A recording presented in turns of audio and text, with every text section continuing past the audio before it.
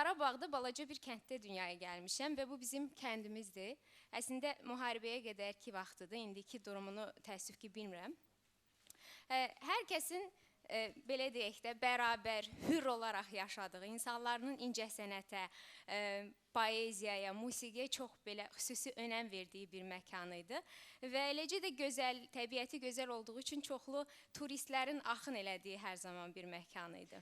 Və ətrafımız erməni kəndləri idi əsasən. Onların da çox gəlib getdiyi bir məkan idi. Və mənə görə bu kənd hər kəsin bərabər, hür olaraq yaşaya biləcəyi bir məkan idi. Və mənə görə bu kənddə bir tək biz vardıq.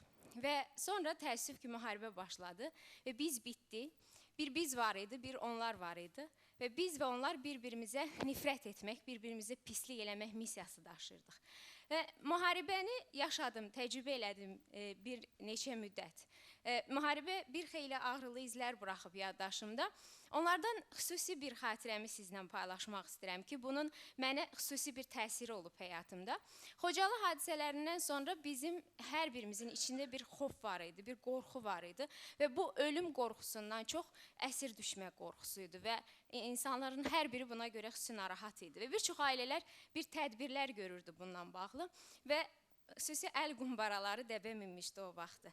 Bir gün bizim evdə də bu əl qumbarası çıxdı. Anam bir gün bizi topladı və dedi ki, əgər erməniyə əsir düşmək təhlükəsi ilə üz-üzə qalarsak, bu əl qumbarasını partladacağıq və hamımız öləcəyik. Bu çətin olacaq, amma ağrısız olacaq. Əsir düşsək, bu həm çətin, həm də çox ağrılı olacaq.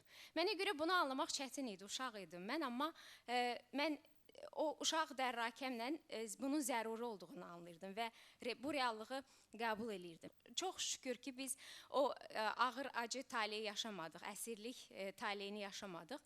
Amma ağrılı müharibəni yaşadıq. Təxminən 2 ilə yaxın biz müharibənin içərisində yaşadıq.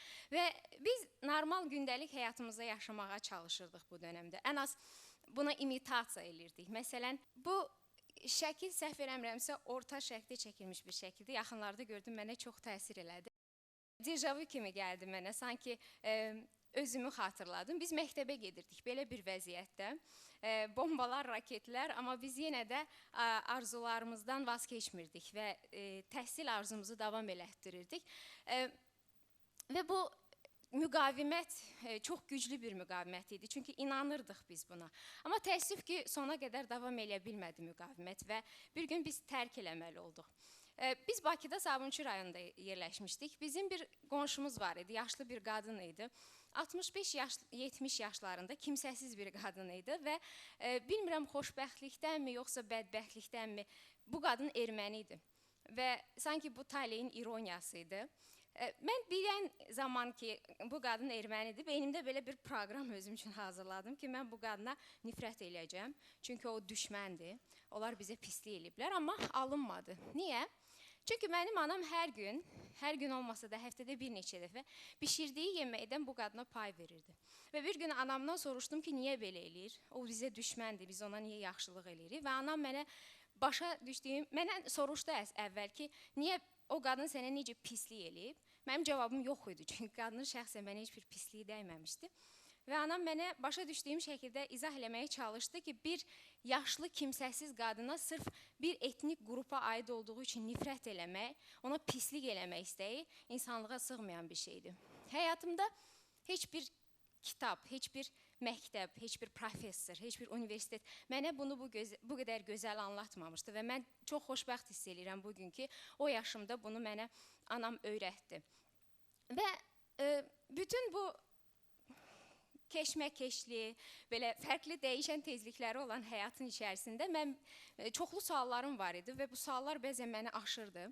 Mən ədalət axtarışındaydım. Dünyada ədalətin olmadığını çox tez anlamışdım və sanki ədaləti tapacağım deyə qarşıma bir missiya qoymuşdum və hüquqşünas olmaq qərarına gəldim. Oldum, amma yetmədi. Özümə dünyanın qapılarını açacağım dedim. Və qərbdə təhsil köməyimə çatdı. Norveçi seçdim. Norveçi seçdim niyə? Çünki çox oxumuşdum ki, Norveç dünyada sosial rifahın, sosial demokratiyanın, insan hüquqlarının ən yüksək şəkildə qurulduğu bir cəmiyyətdir və mən orada oxumaq istirdim. heç də yanılmadım və təəssüflənmirəm. Mənə görə bir dünya var, bir də Skandinaviya var. Xüsusilə Norveç çox fərqlidir. İnsanları, həyat tərzləri, o təvazökarlıqları, yanaşmaları. Çox xoş idi mənə orada yaşamaq, oxumaq və bir il ərzində çox şeylər yaşadım, çox təəccübləndirən məni hadisələr baş verdi və ən təəccübləndirən birisini sizinlə paylaşmaq istəyirəm. Bir gün mənim pul qabımı oğurladılar Norveçdə və oğurlayanları gördüm, amma yaxalaya bilmədim, qaçdılar və xarici görünüşündən rahatlıqla deyə bilərdiniz ki, Norveçli idilər. Çox üzüldüm. Ona görə yox ki, pul qabımı oğurlamışlar. Onsuz da içində çox pulum da yox idi. Təxminən 70 krona, 10-15 dollar civarında pulum var idi. Biraz sənədlərim var idi, amma onlar da çox üzmədi məni. Məni ən çox üzən bu cür sivil bir cəmiyyətdə soyulmağım idi və bu məni çox incitmişdi. Amma çox qəribə bir hadisə baş verdi. 2-3 gün keçdi və universitetdən bir e-mail aldım. E-maili sizə olduğu kimi çatdırmağa çalışacağım. Yazır ki, Xanım Cəfərova, sizin pul qabınız içindəki bütün sənədlərinizlə birlikdə universitetimizə göndərilib anonim poçtla. Xahiş edirik, gəlin və onu götürün. Və mən sonra öyrəndim ki, Norveçdə belə bir oğurluq mədəniyyəti var. Əgər sizin çantanızı və yaxud pul qabınızı oğurlayıblarsa və orada hər hansı bir ünvan varsa, sonra bütün sənədlərinizi həmin ünvana göndərirlər. Və bu məni çox təəccübləndirdi. Həqiqətən də mən bir şeylər öyrəndim bundan həm də. Norveç çox şey qatdı mənə. Eləcə də Norveçdən sonra səfərlərim, getdiyim demokratik ölkələr, daha inkişaf eləmiş ölkələr mənə çox şey qatdı. Amma məndən həm də çox şeylər aldı. Bəzən aldığı şeylərin yükünün daha çox ağır olduğunu hiss edirəm. Nə idi? Bir gün mən ayıldım və özümü bir boşluğun içərisində tapdım. Mən məkan kimliyimin axtarışındayım və bu axtarış davam edir. Mən bura aid olmadığımı hiss edirəm çox vaxt. Burada çoxlu şeylər var ki, mənə yaddır. İnsanların çox vaxt yaşam tərzi, yanaşma tərzi, maraqlar, bəzən maddiyyatın mənəviyyatdan daha üstün olması, bəzən o görüntünün mahiyyətdən daha çox önəm kəsb eləməsi.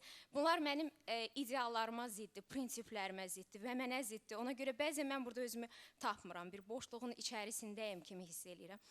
Orada tamam mı? Orada da tam deyiləm. Çünki ora mənim vətənim deyil, ora mənim evim, yuvam deyil. Orada mənim nə uşaqlığım var, nə keçmişim var.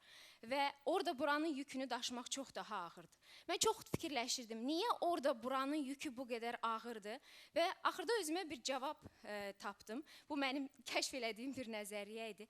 Mənə elə gəlir ki, siz orada olduğunuz zaman, yəni sosial rifahı yaxşı təşkil olunmuş, azad bir cəmiyyətdə yaşadığınız zaman, siz qurban statusunuzu yitirirsiniz. Siz artıq bu cəmiyyətin bir parçasısınız və o zaman arxanızda qoyub gəldiyiniz 9 milyon qurbanın dərdini çəkməyə başlayırsınız. Onları hər yerdə görürsünüz, hər şeydə düşünürsünüz. Məsələn, mən ən çox mənə təsir edən şeylərdən biri nədir?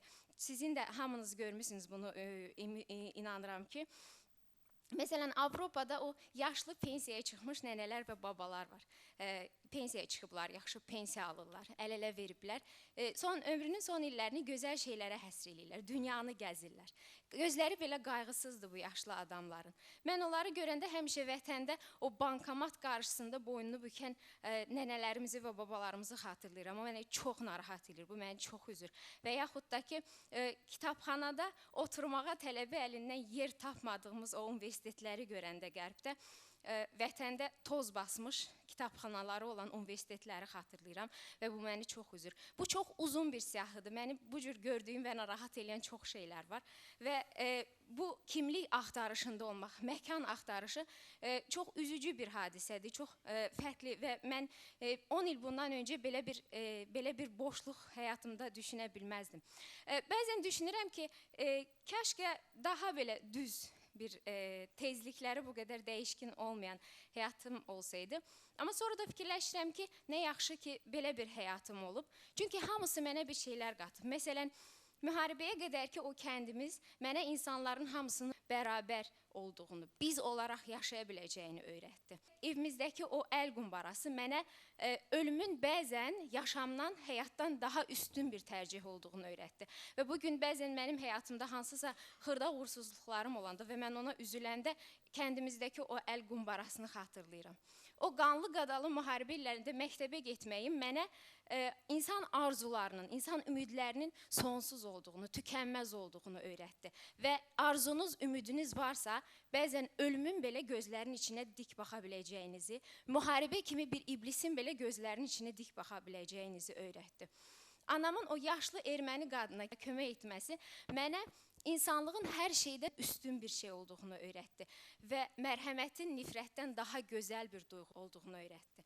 Norveçdə mənim pul qabımı oğrayan oğrular mənə bir cinayətkarın belə içərisində bir saflığın, bir təmizliyin, bir insaniyyətin ola biləcəyini öyrətdi. Və dünyanın qapılarını üzümə açacağım deyərkən içərisində özümü tapdığım o boşluq mənə insanın öz vətənində belə bəzən özünü qərib hiss eləyə biləcəyini öyrətdi. Və bütün bunlar mənə insanın dünyanın mərkəzi olduğunu öyrətdi.